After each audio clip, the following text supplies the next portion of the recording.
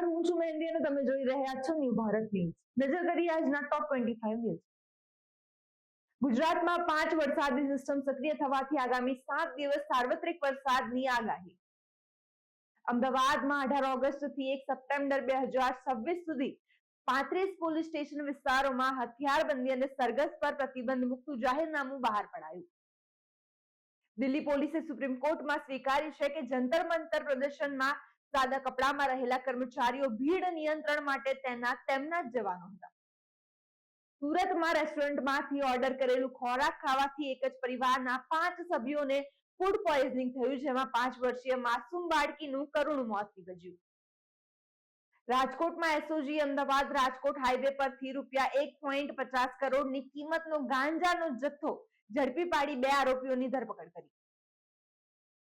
Ahmedabad cyber ક્રાઇમે પશ્ચિમ બંગાળથી 2 આરોપીઓની ધરપકડ કરીને ₹1.30 કરોડના બસ સ્કેમનો પર્દાફાશ કર્યો।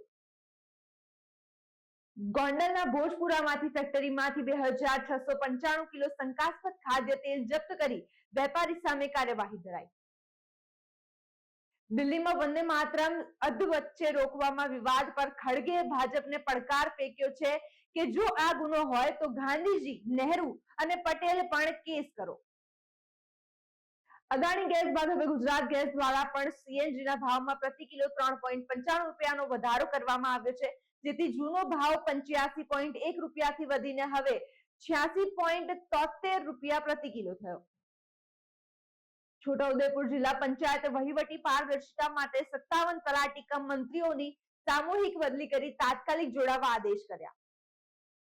સુપ્રીમ કોર્ટે ભારતમાં ફાંસીની જગ્યાએ લીથલ ઇન્જેક્શન દ્વારા મૃત્યુદંડ આપવાની માંગ કરતી અરજી ફગાવી દીધી છે અને હાલની ફાંસીની પ્રક્રિયાને બંધારણીય રીતે માન્ય ગણાવી। કેન્દ્રીય મંત્રી કુમારસ્વામીના સોનિયા ગાંધી પરના વિવાદાસ્પદ ઇટાલિયન લુહી નિવેદન સામે કોંગ્રેસે આકરો વિરોધ નોંધાવ્યો। પશ્ચિમ બંગાળમાં સ્કૂલ ઠીક કરો અભિયાનના દબાણ બાદ દારૂડિયા પ્રિન્સિપલને સસ્પેન્ડ કરીને 4 નવા શિક્ષકોની ભરતી કરવામાં આવી। ટાટા સન્સની એજીએમ કોરમ પૂરું ન થવાના કારણે 108 વર્ષના ઇતિહાસમાં પહેલીવાર મુલતવી રાખવામાં આવી। આપ છોડીને ભાજપમાં જોડાયેલ પંજાબ ચૂંટણીના રણનીતિકાર સંદીપ પાઠકને ભાજપની 64 સભ્યોની કારોબારીમાં રાષ્ટ્રીય સચિવ બનાવવામાં આવ્યા। પશ્ચિમ એશિયાના તણાવ અને ક્રૂડ ઓઇલના વધતા ભાવ વચ્ચે સેન્સેક્સ 492 પોઈન્ટ ઘટીને 77,235 અને નિફ્ટી 132 પોઈન્ટ ઘટીને 24,174 અંકે લાલ નિશાને બંધ રહ્યા। ઇન્ડોનેશિયાના ફ્લોરેસ દ્વીપ પર 7.7ની તીવ્રતાના ભૂકંપ બાદ સાનોરગોંગના જ્વાળામુખી તળાવમાં કાળો પદાર્થ તરતા જોવા મળ્યો। જેપી મોર્ગન મુજબ 2027માં જીઓપોલિટિકલ તણાવ, ખાતરની અછત અને અલ નીનોના કારણે ગંભીર વૈશ્વિક ખાદ્ય સંકટ સર્જાઈ શકે છે, જેનો ભારત સહિતના દેશો પર મોટી અસર પડશે। ડોનાલ્ડ ટ્રમ્પે ઓમાનને બોમ્બ મારાની ધમકી આપી તથા સાઉથ કોરિયા સાથે લશ્કરી કવાયત ઘટાડવા કહ્યું, જ્યારે યમનમાં હૂથીઓ પર મોટા પ્રહાર થયા। અમેરિકા અને ઈરાન વચ્ચેની 60 દિવસની ના યુદ્ધ સમજૂતીની મુદત પૂરી થઈ ગઈ છે, જેના કારણે હોર્મુઝની ખાડી અને ન્યુક્લિયર ડીલ મામલે અનિશ્ચિતતા અને સંકટ ઊભું થયું।